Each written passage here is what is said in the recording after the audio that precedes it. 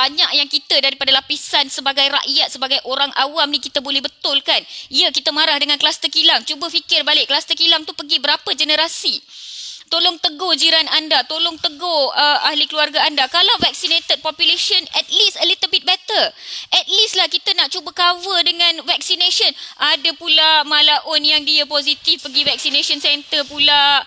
Aduhai, ini dah bukan otak letak kat lutut ni. Saya dah tak tahu dah otak letak kat mana. Korang ni dah kenapa? Boleh pula tanya, kalau close contact tak boleh pergi vaksin ni. Tak ada orang pun bagi tahu saya. Ini bukan yang viral hari ni je tau guys. Saya pun dah jumpa dengan sendiri dah. Demam boleh lagi pergi vaksin. Dah tak sihat boleh lagi pergi vaksin. Close contact datang ambil swab, duk marah-marah trace result sebab besok dia punya vaksin appointment. Lepas tu, ya ke tak boleh? Tak ada orang pernah bagi tahu saya pun. You all tak pernah baca yang My Sejahtera tu?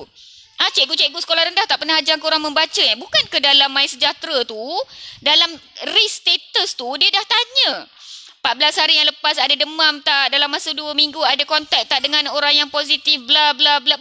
Kan ada soalan-soalan dekat bila you nak scan My Sejahtera tu. Ini duk scan guna kepala lutut je, tak fikir, tak baca, tak buat apa-apa kan. Puk.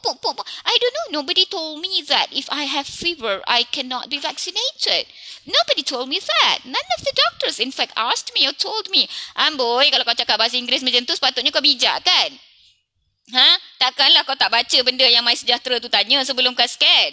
Tak pernah tahu pun. Sekali waktu sign in dekat My Sejahtera tu buat, lepas tu tak pernah baca langsung. Duk auto scan je.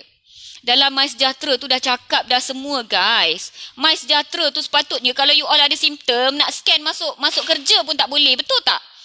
Kan you nak pergi tempat kerja, you kena scan you punya My Sejahtera. So kalau hari Isnin awak demam, hari Selasa awak nak pergi kerja, awak nak scan My Sejahtera awak, dia akan cakap tak boleh. Sebab awak ada fever semalam. So bila awak ada simptom, update lah dekat My Sejahtera awak. Yang awak ada simptom, awak pergi tanya HR awak tu kenapa? Yang awak ada close contact, awak tanya HR awak tu kenapa? Dah HR pun tak faham.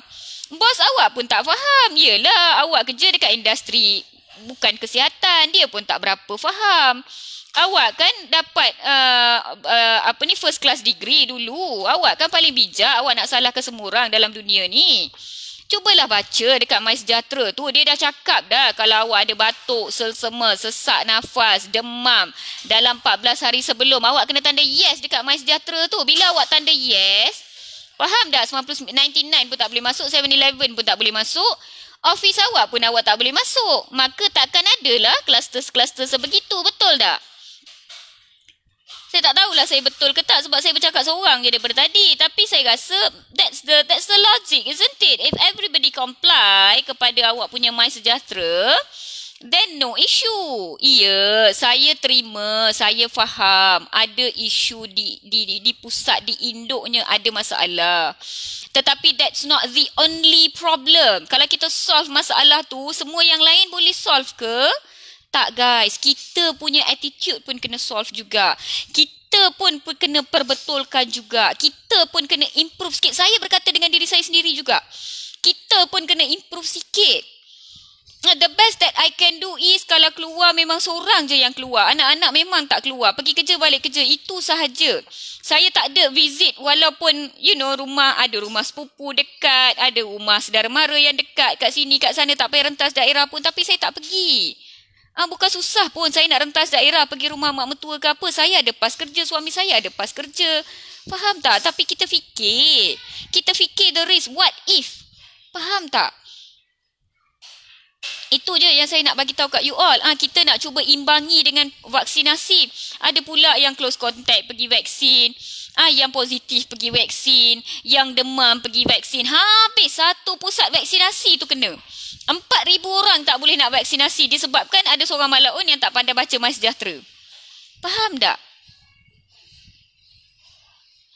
Semua info punyalah ramai yang tanya dekat page Lote Dr. Mala. Dulu saya jawab 50 inbox messages sehari. Okey, semua orang dapat reply. Sekarang saya jawab, saya masih menjawab dalam 50 hingga 60 inbox messages per day dengan tidur lewat. Tetapi Soalan yang datang tu makin banyak. Saya jawab satu, dia tanya lagi. You all tak pandai cari info sendiri ke? Benda kalau you explore MySejahtera tu pun semua dah ada dalam tu. Dekat MySejahtera tu siap ada doctor consultation sebenarnya. Tahu tak? Dekat MySejahtera tu dia ada satu telemedicine doktor yang you boleh connect. Punyalah ramai doktor dekat media sosial memberikan awareness secara berterusan. Dr. Rushaini Ramli, Dr. Sakinah Sulong, Dr. Suhazeli, Staff Nurse Bel Nahwin, semua Dr. Imelda Balchin. Punyalah ramainya doktor dah datang ke hadapan. Nak bahasa Melayu, nak bahasa Tamil, nak bahasa Cina, nak bahasa Melayu, bahasa Inggeris yang berhabuk-habuk. Every language is out there for you. What else you need to know? We know we are all trying to blame the politicians. But my question is that the only reason? Or do we have any other things to blame as well? I know that's one thing to fix up there. I know. But let's fix everything else that we can fix while that thing get fixed. Faham tak? That has to be fixed. Saya tahu. You know, I know. Everybody know. You know, we all know. We want to vote or whatever. I know. But, you know, let's fix everything else. Can we do that? Itu yang saya cakap. Boleh tak kita semua jadi bertanggungjawab? Boleh tak kita semua jadi takut? Saya tak nak sebarkan jangkitan ini kepada ibu bapa saya. Saya tak nak saya menjadi penyebab ibu ayah mertua saya berkampung di hospital. Bukan di dalam hospital, di perkarangan hospital, dekat luar hospital sampai dekat pondok jaga pun dah ada katil canvas dah. Mereka bukan kategori 1, kategori 2 ya. Semua tu dah kategori 3, berisiko tinggi, kategori 4. You all tak kesian ke? Saya rasa bersalah duduk dalam keadaan yang berbumbung. I feel so bad. I feel depressed. Faham tak? Kesian dekat diorang. You all muda, immunity kuat you rasa you dah boleh makan vitamin berbotol-botol, you boleh boost your immunity, then you duduklah rumah you yang you pergi lawat semua orang tu. Kenapa? Doktor-doktor yang berisiko tinggi ni pula yang ambil bilik duduk dekat rumah sewa asing, punyalah nak selamatkan you all dengan family dia sendiri. Saya tengok kawan-kawan saya makin ramai minta, ada tak bilik sewa dekat Selayang, ada tak bilik sewa dekat HKL, ada tak bilik sewa.